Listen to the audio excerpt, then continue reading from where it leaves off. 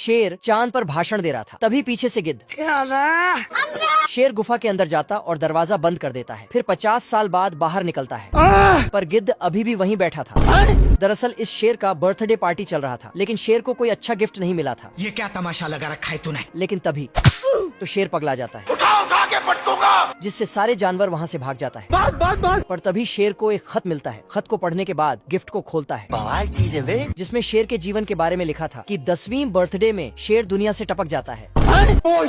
तो शेर फटाफट मोमबत्ती की गिनती करता है। ये कैसे हो गया? तभी गिद्ध भी फटाक से चम्मच कांटा लेके हाजिर हो जाता है, पर शेर ये सब नहीं मानता है मैं नहीं डरता और टोपी पेंट पहनकर घूमने जाने लगता है। मेरा नाम है इबू हटेला। तभी साला गिद्ध केले का छिलका नीचे फेंक देता है। नहीं। तो शेर खत्म। शेर उठता है।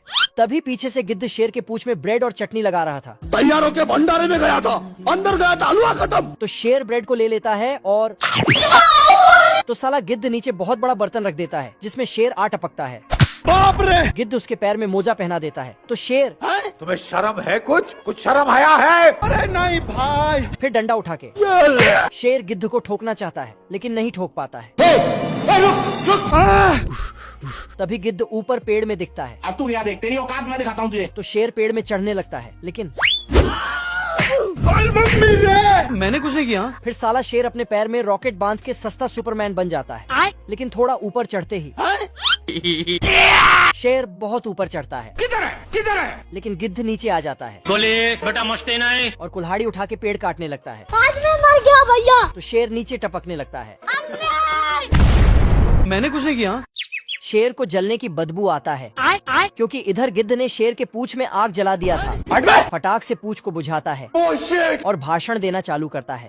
मौत को छू के फिर शेर गिद्ध से पीछा छुड़ाने के लिए रॉकेट में बैठ के चांद पर चला जाता है। और मैं आसमान की ऊंचाइयों में क्यों हिला डाला ना? लेकिन गिद्ध यहाँ पहले से ही पहुँच चुका था, जिसके चलते शेर इस गुफा में जाके छिप जाता है। पर गिद्ध बाहर धरना देकर बैठा था। क्या कर सकता हूँ यार? देखते देखते कई महीने बीत जाते हैं। तो शेर बाहर निकलता है, लेकिन शेर को इंतजार करते करते 50 साल बीत जाता है। फिर जब शेर लाठी का सहारा लेके बाहर निकलता है, तुम्हें शर्म है कुछ? तभी भी साला गिद्ध वहीं धरना देकर बैठा था। मैं नहीं जाता कहीं पैसा वैसा कमाने, ना मैं कोई मेहनत करता। मैं बैठा हूँ किस्मत के भरोसे। 1 मिलियन के इनाम के लिए बतख ने रेस में चीटिंग करने की सोची। अरे साला! उसने रस्सी फेंकी और खरगोश खंभे पर लटक गया। लेकिन तभी खरगोश स्प्रिंग से उछलकर आगे निकल गया। साले को छोड़ूंगा नहीं। गुस्से में बतख शॉर्टकट से आगे पहुंचा और जाल लगाने लगा। तू मेरा वो दोस्त है मेरे भाई। पर जैसे ही चाबी निकाली, पत्थर उसी पर गिर गया।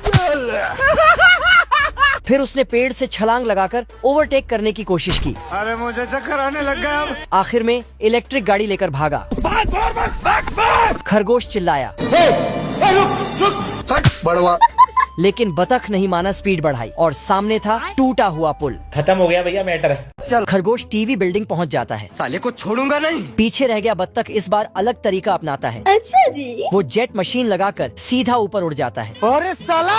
आखिरी पल में उठा के पटकूंगा। वो खरगोश को रोक भी लेता है, लेकिन तभी उसका जेट खराब हो जाता है और दोनों कांच से जा टकराते हैं। चोट लगती है और फिर शुरू होती है आखिरी रेस। तो सुधर जाओ। व्हील चेयर की मदद से खरगोश भी बराबरी पर आ जाता है। फाइनल मोमेंट में बत्तख दर्द भूलकर लंबी छलांग लगाता है तेरे नाम का कुत्ता पालूं साले। और जीत जाता है। इनाम में मिलता है एक बड़ा डिब्बा, जिसके अंदर होते हैं 10 लाख छोटे डिब्बे। बत्तख सोचता है, इतने छोटे डिब्बों का क्या करूं? और वो इनाम खरगोश को दे देता है। लेकिन तभी होस्ट बताता है, हर छोटे डिब्बे में $1 है। ये सुनते ही बत्तख के होश उड़ जाते हैं। बाप रे!